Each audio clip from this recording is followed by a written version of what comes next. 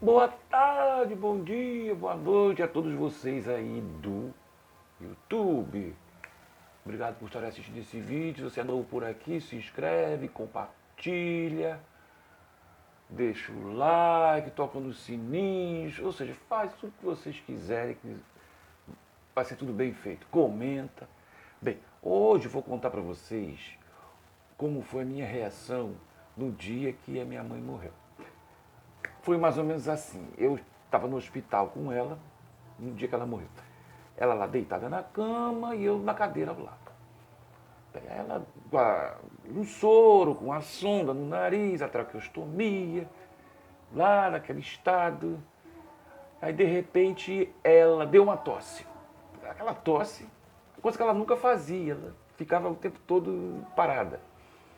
Aí deu aquela tosse. Aí eu olhei assim pro colo, aqui nessa parte aqui dela, e vi que não estava nem subindo nem descendo. Eu botei até a mão assim, vi que estava parado. Aí o que eu fiz? Eu fui na traqueostomia, coloquei o ouvido na traqueostomia. Aí vi que o fluxo de ar estava contínuo. Aí eu olhei para ela e falei, muito bem, né? Quer dizer que a senhora resolveu ir embora, sem se despedir. Tá certo. Então vai com Deus, vai lá que o pessoal vai lhe receber lá, se Deus quiser. E nesse exato momento, entra a fisioterapeuta. Nessa hora ela fala, bom dia, vamos fazer a fisioterapia da dona Adriana para ela ficar bem. Aí eu olhei para a cara da garota e falei com ela nesse tom. Eu vou repetir o tom que eu falei com ela. Não precisa não fazer fisioterapia nela não. Aí a garota, mas Romulo, você fazia para dona Adriana ter esse tempo todo deitada? Eu falei, não precisa fazer, porque ela não está mais aí. Ela foi embora. Ela não está mais aí não. A garota regalou um olho, foi lá, mexeu na minha mãe. Aí eu vou chamar a enfermeira. Aí foi lá, e eu parado no quarto. Ela foi, chamou a enfermeira. A enfermeira veio as outras, aí botaram o oxímetro no dedinho dela. O oxímetro não saiu do lugar. Aí eu olhei assim, porque eu falei para você que ela não estava mais aí. Não precisa. Vamos fazer o seguinte, vocês cuidam dela aí. Eu vou lá na porta, comer uma coxinha, tomar um guaraná, fumar um cigarro, depois eu volto. Aí fui. Aí comi a tal da coxinha, tomei o guaraná, fumei o cigarro, fiquei parado, sentado em frente à Unimed. Eu tô bem parado assim, aí a enfermeira chega na porta e diz, vem cá. Aí eu peguei, me levantei e fui. Quando eu cheguei lá, foi só para pegar o atestado de óbito. Aí eu falei de novo, eu não falei? Você que ela não estava mais lá. Ela, o senhor precisa agora ir no cartório. Eu falei, minha amiga, eu tenho prática de enterrar o povo. É comigo mesmo. Eu sei tudo que eu tenho que fazer. Não se preocupe. Aí fui, subi lá no quarto, ela ainda estava lá, já tinham tirado o tubo, ela estava lá. Aí eu falei, quer dizer que eu posso pegar minhas coisas e ir embora? Ela, pode, senhor. Aí fui, peguei, arrumei as bolsas, porque eu fiquei internado junto com ela. Aí fui, peguei as bolsas, peguei tudo. Só que eu fiquei num estado de choque tão grande, que em vez de eu pegar um táxi na porta, né? Eu andei até o ponto do ônibus, com bolsa, com tudo. Pronto, aí peguei o ônibus, só que eu fui no ônibus pensando como que eu ia dizer para os netos dela que ela tinha morrido. Eu tinha que arrumar uma forma lúdica de dizer sem chocar os meninos. Aí pensei, aí cheguei em casa. Aí cheguei, ainda parei, aí fui abrir o portão, entrei. Aí o meu sobrinho mais velho falou, mas Rominho, você não ia vir, o Rafa não ia para você ficar, para você vir? E ele não se ligou que eu estava com as bolsas, ele nem se tocou. Aí eu falei, meu filho, olha o tom que eu usei com ele. Meu filho, a questão é o seguinte, a questão é o seguinte, minha mãe foi para o céu. Eu só falei isso. Aí o menino se desesperou. Eu sabia. Calma, calma. Aí nisso, com a algazarra o Rafa, que estava dormindo, escutou. Aí veio. Aí, amiga, minha avó falou, minha mãe foi para o céu. Eu não chorei, eu não gritei, eu não berrei, eu não me escandalizei, não fiz nada. Desse jeito que eu estou falando com vocês. Bom, aí passou, aí eu tive que cuidar do enterro, né? Meu tio tinha esses planos funerais e tinha posto o nome dela. Aí fomos agir tudo. Aí só que a Unimed pediu para eu voltar para levar a carteira de identidade dela. Aí minha prima foi, me pegou, me levou. Aí eu fui lá para dar a carteira, para eles fazerem não sei o que lá. Aí quando acabou, minha prima, Romeu, eu queria ver a Diana. Eu falei, não acredito que eu estou ouvindo esta barbaridade. Eu pensando, você quer ver minha mãe? Ela, eu quero. Então, já que a gente está aqui, aí subimos. Aí eu fui na frente e ela atrás de mim. Aí quando eu cheguei na porta do quarto, né, eu botei a mão na maçaneta, que eu abri a porta. O que é que eu vejo em cima da cama? Aqueles sacos que tem aquele fecheclé no meio. Aí eu fiquei assim, né? Sabe quando você fica... Parece que o sangue foge, você gela, uma coisa, sabe? Eu fiquei... Aí eu falei, ó, tá aí, ó. Olha ela aí. Ela foi lá abrir, olha só como é que a pessoa... Ela foi lá abrir o saco. Eita, é a Diana mesmo. Eu não falei nada. Não falei nada. Falei, agora, podemos ir embora agora. Aí nisso que a gente... Aí desci. Só que a gente não foi embora, que a menina pediu para esperar que eu tinha que assinar um outro documento lá. Pronto. Aí nesse meio tempo vem a menina, o rapaz do necrotério, me chamou, falou assim, ó, senhor, o senhor precisa ir lá no necrotério, porque tem 2 senhoras lá e eu preciso identificar a dona Adriana para o pré-vida levar. Falei, ah, meu Deus. Aí lá fui eu pro necrotério.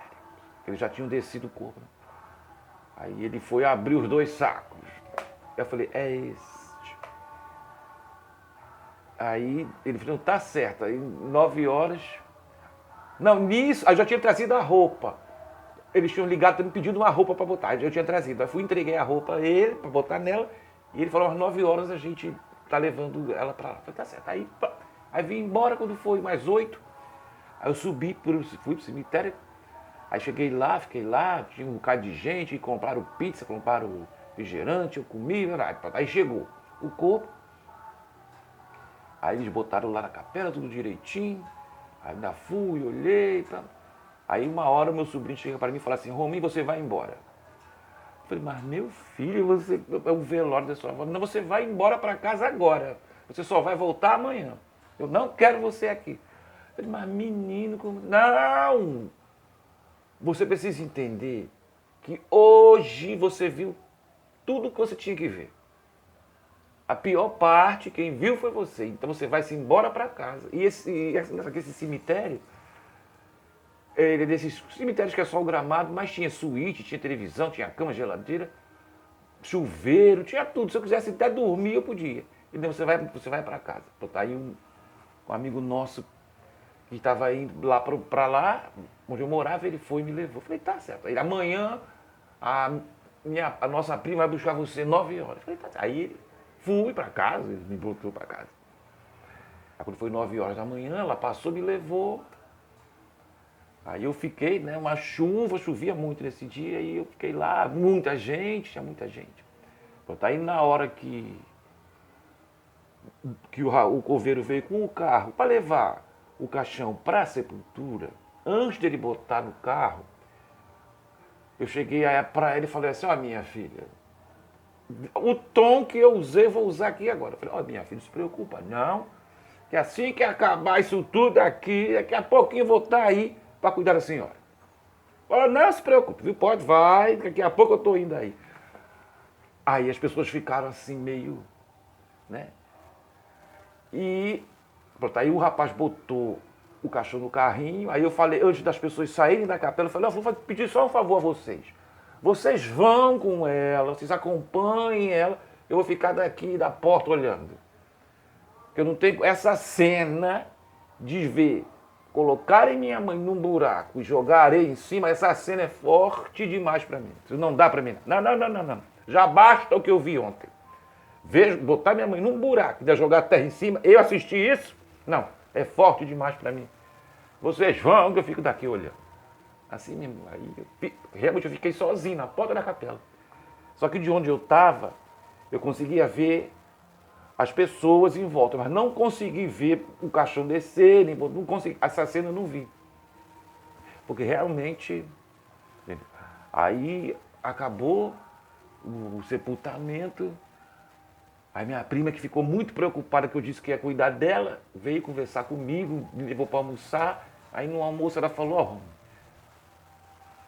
é o seguinte, a sua dor a gente até entende, a questão não é essa.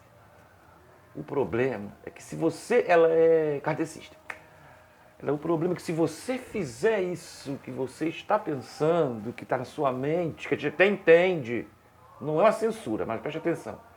Se você fizer isso, sabe qual vai ser o seu castigo? Você não vai encontrar com a sua mãe, entendeu? Você vai encontrar com a sua mãe no dia que Deus achar que deve, entendeu? Tem que partir de Deus e não de você. Você está entendendo? Então você relaxa, reza, ora por ela, que um dia você vai encontrar com a sua mãe. Agora, se você fizer isso que você está pensando, a sua pena vai ser justamente não encontrar com ela. Mas, enfim, aí eu refleti, pensei, né? E não fiz nada. Tanto no final que eu estou aqui conversando com vocês. Mas eu não chorei, eu não gritei, eu não berrei. Uma coisa, sabe, o choque. E alguns dias eu ainda cheguei a ouvir ela chamando meu nome em casa. E a menina que veio fazer minha faxina também disse que ouviu. Mas enfim. Aí foi isso, né? E o enterro foi no dia. Ela morreu dia 23 de maio. O enterro foi no dia 24, que era justamente o aniversário de 31 anos do meu sobrinho. Foi enterrada no dia do aniversário dele. Entendeu? E ele sente muita falta, né? Até porque ela praticamente criou ele desde sempre. Mas foi isso, entendeu? Foi uma coisa... É um karma, porque eu vi tanto o pai quanto a mãe morrerem. Eu estava do lado quando os dois morreram. Eu tive essa não sei se chamar isso de sorte, mas eu vi essas duas cenas. Eu estava do lado, né? Talvez porque eu seja uma pessoa tão ruim que Deus, você vai ver seu pai sobre morrer, você já ser ruim, não sei com que intenção foi essa, mas foi isso que aconteceu, né? Eu vi os dois morrer. Tive que providenciar enterro. Olha o negócio punk. E assim, chorar e descabelar até hoje. Eu lembro, lógico, né? Mas eu, assim, no dia mesmo, eu fiquei tão, assim, estado tão de choque que eu praticamente não tive, a minha reação foi praticamente nenhuma, entendeu? As pessoas falavam comigo e eu respondia sem emoção, parecia que eu era um robô, uma coisa estranha, entendeu? Ali naquele cemitério, naquela capela, entendeu? É como se aquilo fosse uma ilusão, sei lá, eu não sei o que era aquilo, entendeu? Porque foi tudo muito rápido, né? Mas foi assim que aconteceu, uma reação minha foi realmente, eu acho, quer dizer, cada pessoa reage de um jeito. Eu reagi assim, os meus sobrinhos choraram muito, mas eu, entendeu? Fiquei tão paralisado, né? Estarrecido com a situação que eu não tive nem reação. Foi surreal, né? Mas é como estou dizendo, cada um reage de um jeito. Né? Quer dizer, nessa história toda, o que me serve de consolo é saber que agora ela não está sentindo dor, ela está lá com as duas perninhas dela e deve ter encontrado o povo que está lá, né? Deve ser a parada lá deve estar punk. É o que me serve de consolo, né? Entendeu? E agora ela está de boa, sem dor, sem tristeza, sem sofrimento. Então, isso é o que me consola. Bem, gente, foi isso que eu queria contar para vocês, dividir isso com vocês. Depois eu vou contar como foi a primeira semana, algumas coisas que aconteceram uma semana depois que ela morreu. Vocês, olha, parada. Depois eu vou contar, depois eu conto. Viu? Ó, um beijo pra vocês, tudo de bom e até a próxima, se Deus quiser. E assim, você que tá com a sua mãe viva, beija, abraça muito e pede pra Deus dar muitos anos de vida a ela. Porque quando a gente perde, aí é que vai dar, talvez aí é que dê o devido valor. Nem todo mundo, mas muita gente, né? Não liga pra mãe, liga pra pai, quando o pai morre vai pro cemitério chorar, palhaçada. O que adianta chorar depois que morreu? Não adianta. Tem que cuidar enquanto eles estão vivos. Depois que morre, só tem o osso, entendeu? E o osso não tem sentimento, então não adianta, entendeu? Cuida deles enquanto estão vivos, entendeu?